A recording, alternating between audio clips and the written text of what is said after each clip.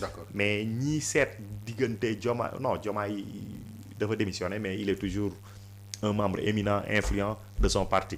Ousmane Sonko il est premier ministre mais mi ngi am influence bi nga xamante ne moom la ko cëru politique am jox ci état bii nii.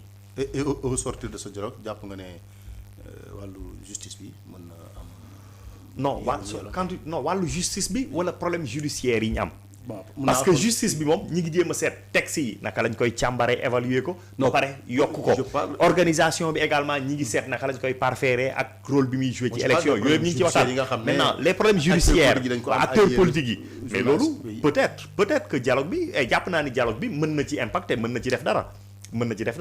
Après xam nga wax naa la ni. ñi ngi dossiers yi ñi ngi ci justice. mais man damay gis chaque fois rek mu mel ni am na lu ñuy ubbi pour que suñ déggoowee acteurs politiques yi suñ déggoowee ñu mën a dem comme li doon xew rek. genre liberté provisoire après ñu continuer négociation yi ba joxe ay non-lieu après la vie continue son cours.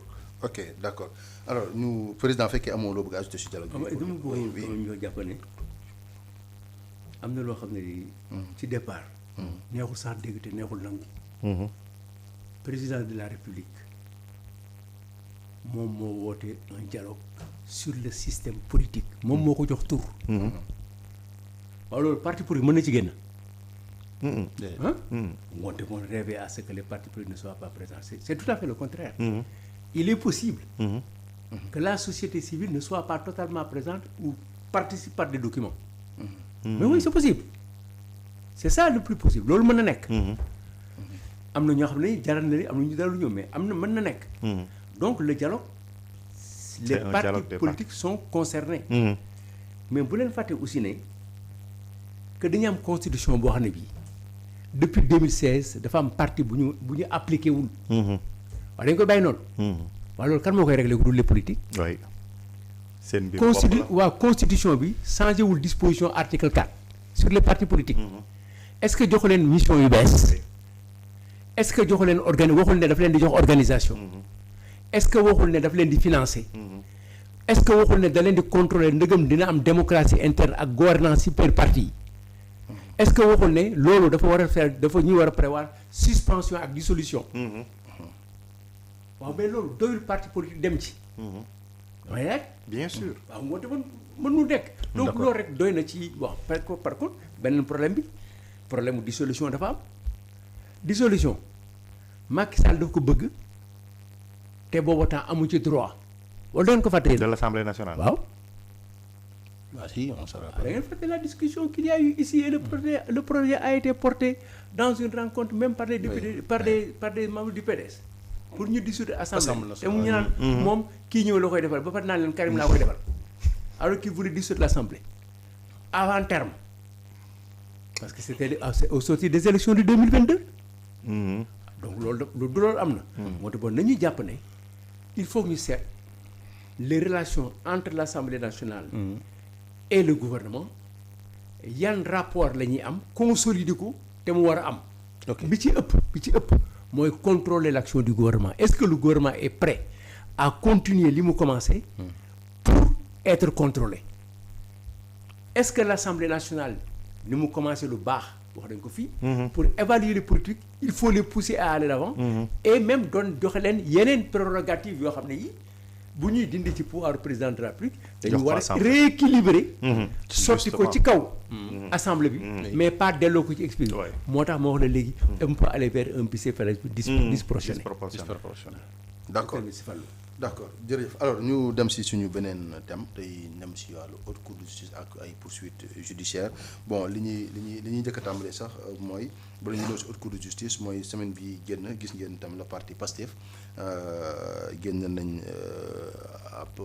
ab communiqué en tout cas à travers seeni nit ku mel ne Ayib Daffé wax ne dañuy yóbbu si yoon Babacar Gaye ak itam Babacar Gaye je rappelle mooy leader du mouvement Manko Mucc ki si des mooy Ndione moom tam nekk taskatu xibaar comme Babacar Ndione voilà ñu ne dañ koy yóbbu si yoon ndax dañu jiiñ Pastef ne dañu rey ay nit lors des événements de mars 2021 ba juin 2024 loolu la ñuy njëkkee bu ñu jógee foofu doog a ñëw nag ci haute cour de justice moom haute cour de justice xam naa dañuy ñëwaat ci affaire Mansour Faye mais doyen ñu tàmbalee ko foofu alors ces faits-là ont été amnistiés si du ñu jàpp aujourd'hui les déclarations de Babacar Gaye ak itam de Babacar Dione Pastef daf ko gis ne daf koy tuumaal ne dañ leen a jiiñ ne Pastef dafa ñu rey ay nit.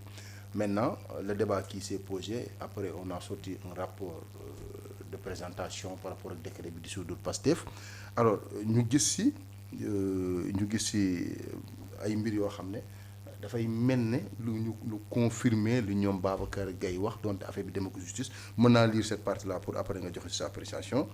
Bon, il est apparu que le président du parti Pastef, en l'occurrence monsieur Ousmane Sonko, à travers des déclarations de presse, a fréquemment appelé ses partisans à des mouvements insurrectionnels.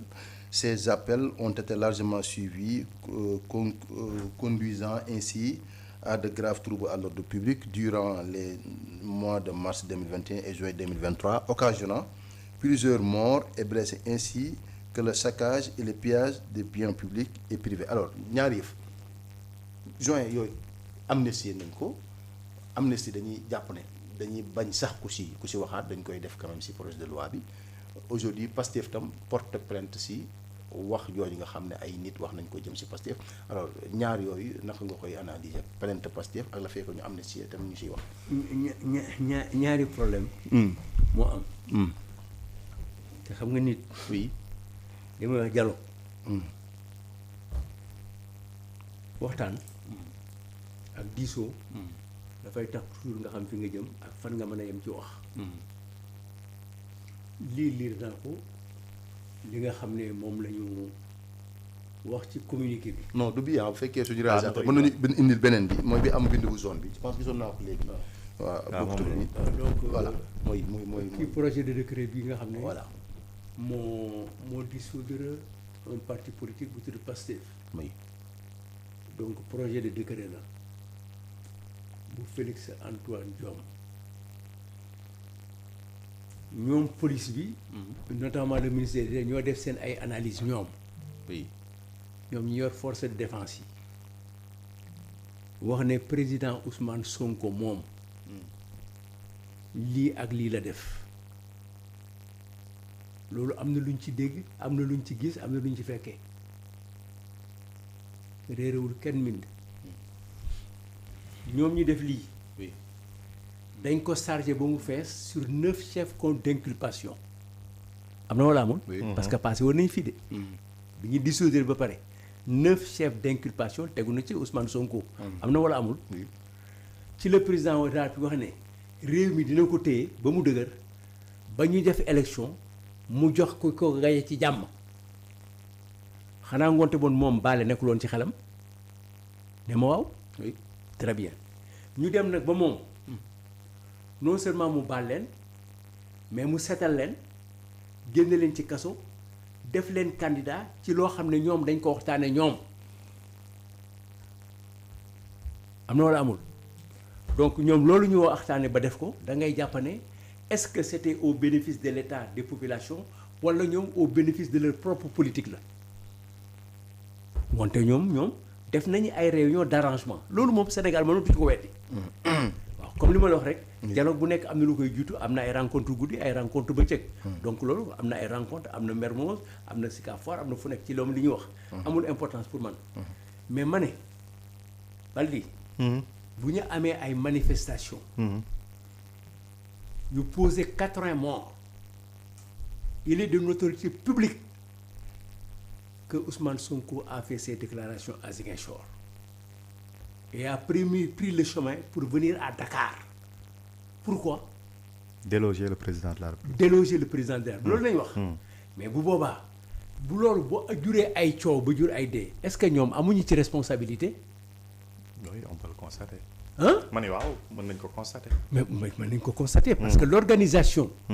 d'une manifestation. ki ko appelé signé ko demandé ko. mooy responsable des conséquences. loolu moo am. maintenant